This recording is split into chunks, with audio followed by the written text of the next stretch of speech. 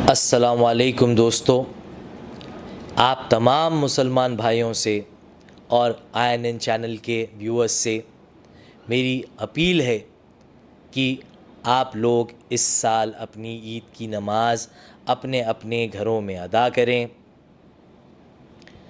उलमाओं के बताए हुए तरीक़े से आप अपनी ईद की नमाज़ अपने अपने घरों में अपने लोगों के साथ अदा करें। इस माह रमज़ान में हम सब हमारी मस्जिदों में इबादत करने से महरूम रहे, क्योंकि ये जो कोविड-19 एक ऐसी जानलेवा वबा है जिससे हमको महफूज रहना था। हमको महफूज रहने के साथ साथ हमको हमारे घर वालों को भी महफूज रखना था, और ये हमारी बेहतरी के लिए ही था।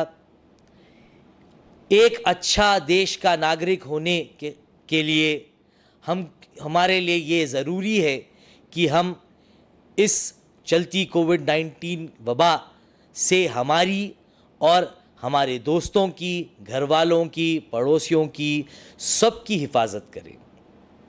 तो मेरे भाइयों, एक बार मैं फिर आपसे अपील करता हूँ कि आप लोग अपनी अपनी ईद की नमाज़ अपने अपने घरों में अदा करें, सोशल डिस्टेंसिंग मेंटेन करें, ख़ुद भी आप सेफ़ रहें और अपने घर वालों, दोस्तों, रिश्तेदारों को भी सेफ़ रखें।